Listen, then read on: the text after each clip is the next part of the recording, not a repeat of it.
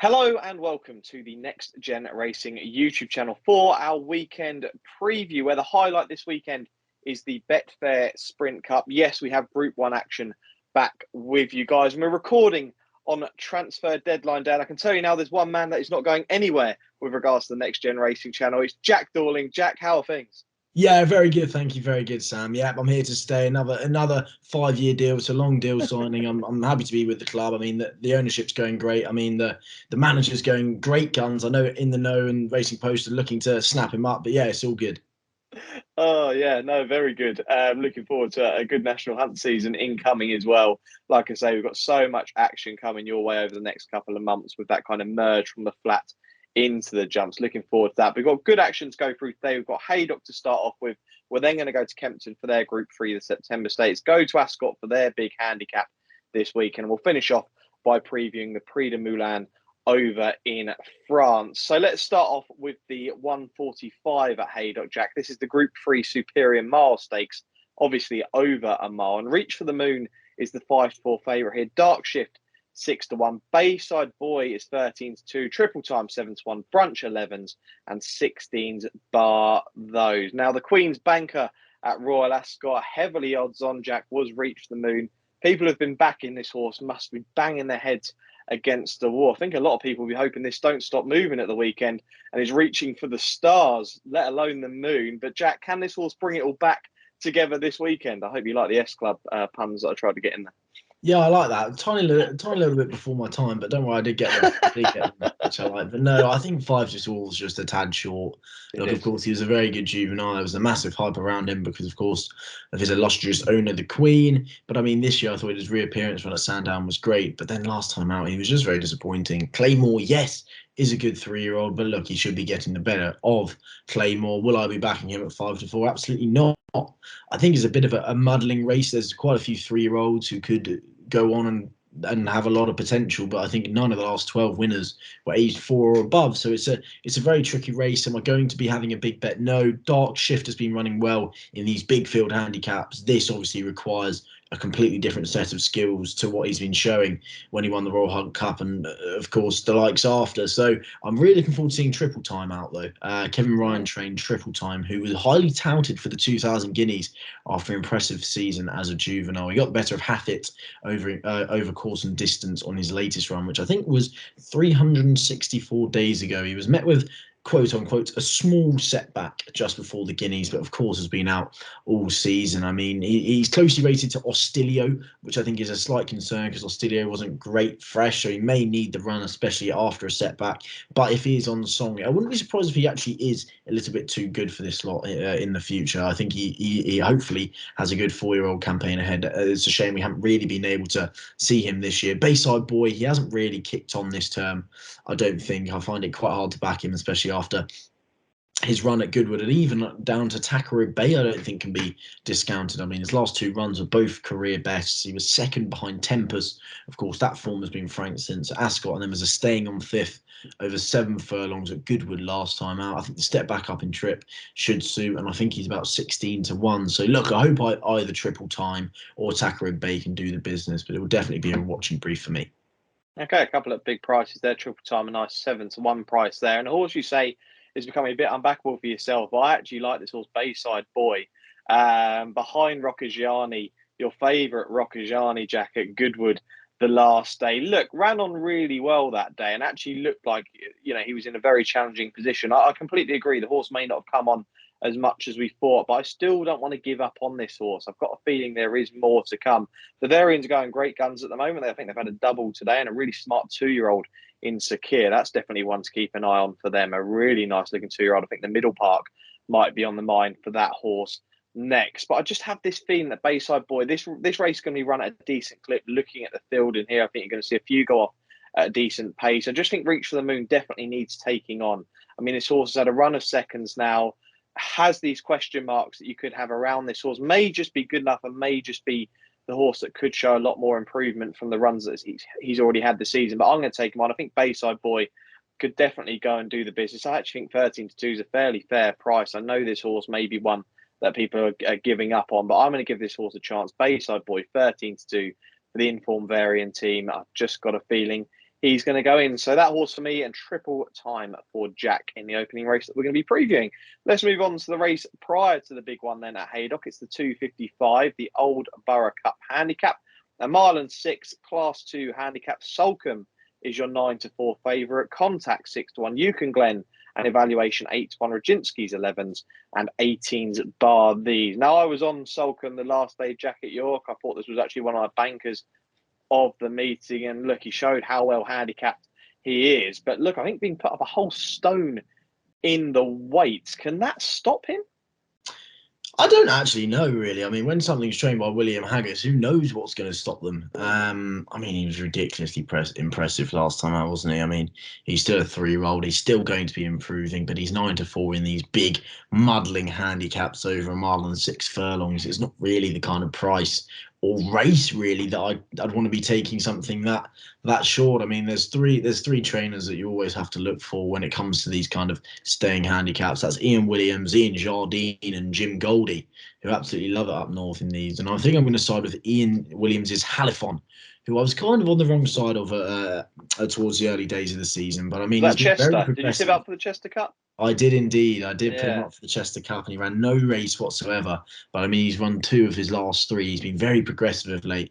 He was awarded the race back here actually in June, and then he's since got the better of Alfred Boucher, who of course finished second in the Ebor and thought we were going to go and win it. So he hated the ground at Hamilton last time out, over a mile and a half. He's since been a non-runner at Newmarket, which is slightly worrying.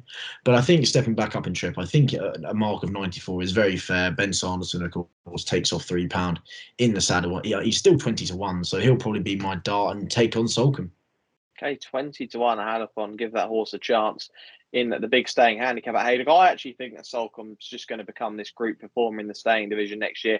I'm not saying a Group 1 performer, but I can see this horse competing kind of like a Coltrane's been this season, kind of next year coming into things and kind of taking that step forward, maybe just being a shy off Group 1 class, but taking on kind of Group 2 and Group 3 staying races. I'd love to see this horse potentially go for a big staying handicap at the start next season. We mentioned the Chester Cup obviously being one, but there are plenty of others this horse could go for next season. But I just want to give Sulcombe this chance. I mean, I was on it the last day. It was a fairly short price the last day, well backed. And obviously, that was kind of the group horse and a handicap kind of pricing there. This horse was backed in like it was showing group class. And again, this horse has been well backed for this race here. 9-4. It is short, but I'm going to be giving Sulcombe another chance and hoping that this horse goes on to much bigger things next season.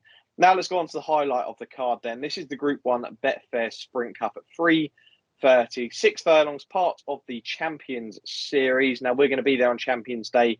Make sure if you haven't already, do get your tickets for that. Come say hello. I know plenty of people did come and say hello last year. Really fantastic meeting. We're looking forward to that in just over a month's time. A fantastic day, Champions Day, and hopefully Jack and I can find some big price winners there once again. But Jack, I kind of think that the Betfair Sprint Cup is kind of that we're now in that transition of the summer season into that kind of autumn season. This is the Group 1 that kind of links us in. Would you kind of agree with that? Are we starting to potentially slowly see this ground turning, potentially get some juice? And obviously we're going to have quick ground this weekend, which we don't often get for the Betfair Sprint Cup, but I think we're going to slowly start to see some juice come into the ground over the next few months. Yeah, we will do, especially over the next week or two. I think the rain will probably come. As you say, I think we're probably going to have relatively fast ground. I'd be very surprised if there isn't firm in the description at all. So if that's good to firm in places or just good to firm. It's, again, a very muddling race. The sprinting division is very up in the air. We've got some who don't really know their trip, the likes of Kinross. I mean, some, of course, who ran in the Maurice de Keys, who looked like they did stay the 6.5 furlongs and may want 7. Then you got the likes of Naval Crown, who definitely didn't stay the 6.5, and this step back in trips should suit.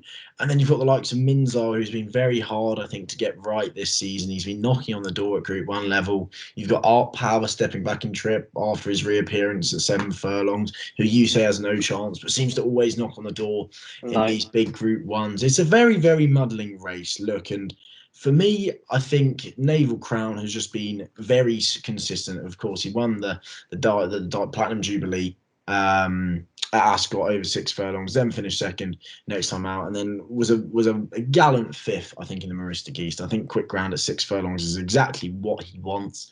I think he's as consistent as they come, and I still think 5-1 is a decent enough price. I probably wouldn't be backing him each way. I'd be lowering my stakes and going on the win. It's interesting to see Emiratiana at such a short price. Of course, bounce back to some kind of form in the Nunthorpe, but I mean, he's been so hard to call this year, hasn't he? So it's very interesting. I think he's 7-1, but then you've got Cardem at over 3 times the price at 25-1, and he's done absolutely nothing wrong this year.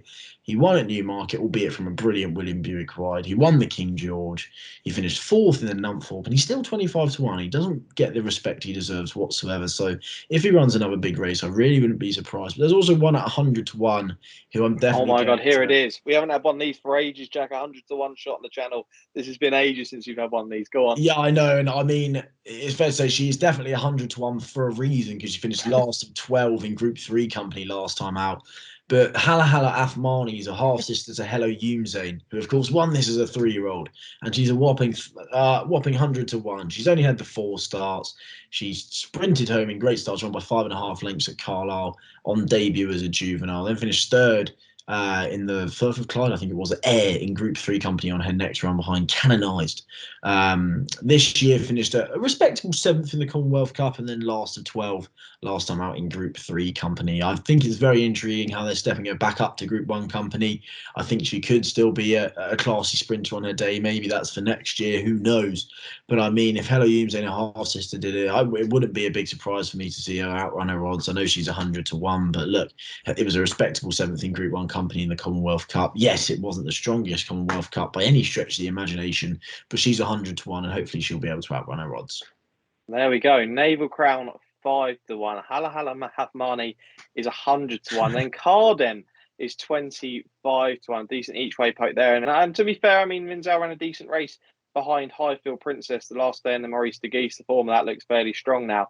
But I agree with Jack. It's a horse that I just can't seem to trust at the moment. But potentially, look, this horse could end up finishing 5th or 6th in this field, drift out to a nice price for the Champion Sprint. And I probably wouldn't be putting people off if we were to know that we get soft ground that day, putting people off a horse like that for a race like that. And talking about an anti-post bet for Champions Day, I suppose I should probably do it after last weekend's running of the Celebration Mile. Escobar ran a really eye-catching run in the Celebration Mile. And I did this last year, and I'm going to do it again because I've just got this feeling that this horse will go back. And we'll win the Balmoral once again. It's been a fair few years since this horse has won a Balmoral, but it was Escobar who ran a really good race. I'm looking forward to the Balmoral betting coming out. I'm sure the horse is going to go there, and I'm going to be backing him once again. So I've got to do this every year until that horse retires. The Balmoral is Escobar's race. We'll have to wait and see. But look, I like Emiratiana in the race. I know Jack's trying to put me off it potentially, but I've just got this feeling that this is the kind of horse that can go and do this. I thought this horse was really eye-catching the last day. Atzini is a jockey who, honestly, I've grown to love season from season. I think he's so strong in the saddle. A jockey I love to watch. I was seeing him at Goodwood last week on the Friday night that Jack and I are both there. I just thought that he looked so strong in the saddle. He rode a really good 2-year-old for Richard Hannon, the parent, another one to note for sure. But yeah, I've just got this feeling Emiratiana is going to come back. I think 7-1's a decent each way price. And yes, I will be backing that horse to go back to back in the Sprint Cup. Now let's move away from Haydock then, where we're going to look at Kempton, Ascot, also Longchamp. We start with Kempton, which is the 205, the September Stakes, otherwise known as the Enable Race, a Group 3 over 1.5 miles. And I say the Enable Race, those who can't remember Enable, this was often used as an arc prep for Enable. She'd often go off a very short price and go and hack up in this before going on to run decent races in the arc. And the betting currently looks like this: Dubai Honor 6-4, Mustadaf 7-2, Solid Stone 7-1, Gear Up in third round 8-1, and double figures bar these. Now, Jack, I actually think this is quite an interesting race. I don't actually think this is a bad renewal of this race, because we don't often think of the September Stakes as a big race, probably because it's on the all-weather. We kind of ignore it slightly. But look, you've got Dubai Honor, last year's Champion Stakes second here, and second behind Seal Away that day. Got to bring Seal Away up because we managed to back that horse on Champions Day. But look, the thing I'd say about Dubai Honor, look, he's had 3 runs this season, all in conditions where I thought he probably wouldn't be running. We know this horse wants soft ground. It hasn't really come for him as of yet. Never run on the all-weather, but I've just got a feeling that this is a big plan for Dubai on a 4 Champion Stakes to go back there. Currently 20-1 for the Champion Stakes. Hold that entry. I'm not sure they'll go to the Arc with Dubai. I think they'll go to, although they did go to France before Champions Day last year. Maybe they'll do the same again. But I've got a feeling that 20-1 may be quite a big price if Baid goes for the Arc. I've got a feeling if Haggis goes for the Arc with Baid, Haggis has still got a decent shot in here. And 20-1 about a horse that ran really well in last year's Champion Stakes. The first 2 in the Champion Stakes, Seal Away also 20-1. I've got a feeling they could look really big. I've just got this feeling, Dubai Honour, this is his prep race for a big Group 1 at the end of the season. Very similar to a Naval, Jack. Can you agree? Yeah, I can, but I'm going to ask you one question. Go. Is he going to stay a mile and a half? Oh, I just think in this field, I mean, Solid Stone's been a gallant warrior, really, hasn't he? Sir Michael Stout. Mustardasa horse, a bit like Minzel for the same ownership that I haven't really trusted. And look at the other 2, I just don't think they're as good as Dubai Honour. I just think that if Dubai Honour can get things his own way and potentially just sit in behind the leader, I just think the horse will win it. I don't know whether a mile and a half is optimum distance, but we saw it in the Champion Stake. Didn't quite stay past Seal Away, did he? That would be your only worry. He's a mile and 2, a mile and a quarter. This horse's distance. I can see where you're coming from here. The horse has grown up. I don't know how the horse is going to handle the ill weather, but I'm going to give this horse a chance in this race. I'm probably not going to be backing the horse this race, but I'm going to, like I say, keep an eye on this horse with the Champion Stakes in mind. So Dubai Honour is going to be the horse I'm going to be with. Yeah, that's completely fair enough. Look, if this is over a mile and a quarter, I think he's an absolute banker at 6-4. But I'm just very sceptical over a mile and a half. He may be good enough against this opposition over a mile and a half. I mean, he's been headed inside the final furlong the last twice by Sir Busker, and I would never call Sir Busker a mile and a half horse at all. So that's very interesting. But look, he's been running great races in Group 2s and Group 1s. He's rated 116, only a pound superior to Mostadaf, but Mostadaf's got to give him £3. So look, I think only carrying 9 stone 7, Tom Marquand will probably be licking his lips here. I do expect Dubai Honour to go in, but I really wouldn't be surprised if Gear Up manages to grab second. Of course, recorded a career best effort when beating Cleveland in the Ballyroan. I think Cleveland is a top horse. He's had a great season this year. I mean, he's been knocking on the door and he hasn't been winning, that's for sure. But look, I think Gear Up, since joining the Joseph O'Brien team, I think he's been a very, very consistent source. I mean, he's got 5 wins and 1 second from his 13 runs. I mean, he gives his all. I think a mile and a half is exactly where he wants to be. I mean, his second on his penultimate run at the car over a mile 6 just didn't really look to stay in the International Cara Cup. So I think stepping back to a mile and a half, I'm a huge fan of Dylan Brown McGonigal as well. He rarely gives a bad ride. So hopefully he'll be able to go well. May have a little bit on the forecast there. And just in case Dubai Honour doesn't quite stay, hopefully Gear Up can pick up the pieces. Okay, Gear Up, yeah, Dylan. He's rode a winner this evening, Thursday evening in the Racing League as well. He's a young jockey, definitely going places, and Joseph O'Brien has got a lot of faith in this young lad. And Gear Up, I'd probably say you're probably right there, Jack. That is the horse that I'd be playing for the places. If you're having the forecast, potentially Dubai Honour and Gear Up might be the one in here. Just like I say, Solid Stone, the old boy. I'd love to see him go close again like he always does. And Mustardaf, I just can't trust. But yeah, Gear Up for Jack around 8-1. Dubai Honour for myself 6-4. This has kind of turned into an anti-post Champions Day preview without me even trying to. Only for you, though. Only for you. I'm sticking to the schedule, sticking to the Yeah. races we're doing, eh? Yeah, sorry. Yeah, I suppose we'll probably have a Champions Stakes anti-post preview at some point. But yeah, right. Let's move on. Let's move on to Ascot for the 345. Then the Lavazza Stakes will make it hard to finish with some good prices here. It's a heritage handicap over a mile and a half. First ruler is 4-1. La Yakel is 11-2. Fantastic is 7-1. Chairman 8-1. Alnafir 9-1. And bigger the rest of them. I like La Yakel here for me, Jack. I just think that the horse has had 3 runs and has looked to improve rapidly during those 3 runs. Haggis won this last year with Chalk Stream. Can you remember who the unlucky third was in this race last year? I can't know. You can. If you really wanted to pull a name out of the next gen racing hat, you would. You're going to have to give me a clue. If I wanted a sip of a drink, what would I have a sip of? Oh, the old Champagne Piaf. Yes, Of course, in the finished Lats Estates. third in When's he this going to come race. back out, eh? When's he going to Well, come? I know. Well, we'll have. Should we have? We'll make sure the followers have it. We'll have the next gen Champagne Piaf race alerts on the Yeah, go oh, for yeah. the back end of the season. 100%. But from what I know, the horse is going to have a good autumn campaign. I think they've just struggled to get the horse right, but hopefully we see this horse in the autumn. Champagne Piaf will be back and was very unlucky in this race last year. The winner's actually gone out to Australia and struggled quite a bit chalk stream, to be fair. I think still running in Her Majesty's colour. I might be wrong there, but I'll have to check that. But I just think Kel, the opening mark of 87 may be fairly lenient, considering the last, the Rafe Beckett horse, ran a good race behind George Bowie's horse, Simply Sondheim. And now Simply Sondheim has been running very well and can't stop winning at this stage. And I've just got a feeling that Haggis will have this again. And I wouldn't be surprised, actually, to see Mandobi be competitive for him as well. He's got two in here. Farah's on the on Leia Kell taking off £5, which I think he's a very good claimer, actually.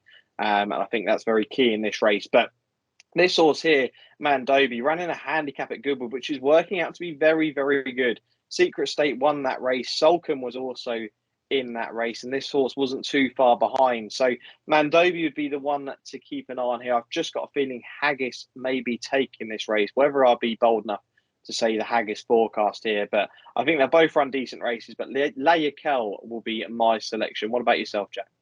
I'll be with the other Haggis horse, Mandobi. Very impressed at first when winning by 4.5 lengths. And if I'm being honest, the race that Secret State won at Ascot, I thought Mandobi had a great chance. Didn't really give that much of a good running. Finished 14th that day, beaten 8 lengths. Was only beaten 3 lengths by Secret State at Goodwood's. Been dropped £1 for that. I really wouldn't be surprised if this is another William Haggis handicapper. He's still very unexposed.